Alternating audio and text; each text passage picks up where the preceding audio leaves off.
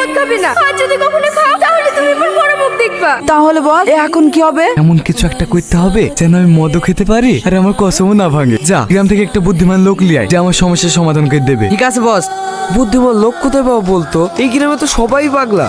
নেমে এসো বাবু, নামলেই তোমাকে চকলেটটা দিয়ে দেবো। তোমরা কিন্তু চলে যাবো বলছি, না হলে কিন্তু আমি গাছ থেকে লাফ মেরে মরে যাবো। না না, তোমাকে নামতে হবে না, তুমি ওখানেই বসে থাকো। এখানে কি হয়েছে ভাই? ওই যে তোর ভাইরা ভাই গাছ উঠে বসে আছে, ওকে কেউ নামাইতে পারছে না।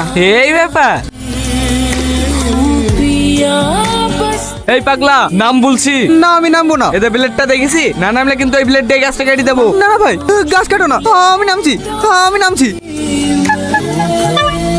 বাহ, তুমি তো অনেক বুদ্ধিমান দেখছি। আমরা সবাই মিলে এই পাগলটাকে নামাতে পারলাম না, আর তুমি সামান্য এই ব্লেডের ভয় দেখে পাগলটাকে নামিয়ে দিলে।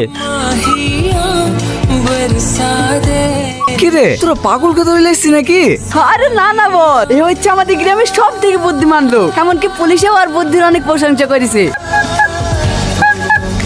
এই আমাদের গ্রামের সব থেকে বুদ্ধিমান লোক। হ্যাঁ চাচা, আমি এই গ্রামের সব থেকে বুদ্ধিমান লোক। ঠিক আছে, তোকে আমার একটা সমস্যার সমাধান করে দিতে হবে। কি সমস্যা? এই গিলাসে আমি মুখ না লাগে কি করে মদ খাবো তাই বল। আগে বলেন আপনাকে এমএলএ বানিয়েছে কি? কেন? আমার শ্বশুর। তাই তো বলি, আপনার মতন মূর্খ লোক কোনোদিন এমএলএ হতে পারে? এই চুপ কর, কি করে খাবে সেটা বল। কি করে খাবে আবার? গিলাসটা হাতে ধরে হা করে খাবে।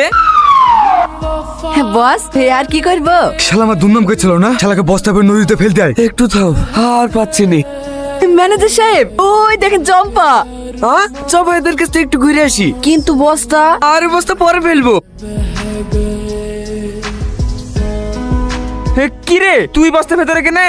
আর বলিস নি ভাই, তুই তো জানিস আমি দেখতে কতটা সুন্দর। তাই আমাকে মেয়ের বাড়ির লোক জোর করে বস্তার ভেতরে ভরে বিয়ে দেওয়ার জন্য লিতাইছে। এত সুন্দর সুযোগকে হাতছাড়া করে?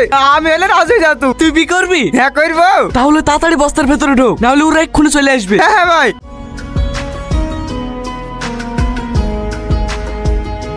এই মামি, ওকে আমরা কদিন আগে বস্তা ভরে নদীতে ফেলতে আসলাম না? হ্যাঁ। তুই রোহন না? হ্যাঁ। তোকে যে আমরা নদীতে ফেলে দিই, শুনো তুই মরিস নি। আমি কেন মরবো? তুই এত সুন্দর মেয়ে কোথায় পালি? আরে তোমরা আমাকে নদীতে ফেলে দিয়েছিলে না, ওই নদীর তলে জলপরিকে খুঁজে পেয়েছি।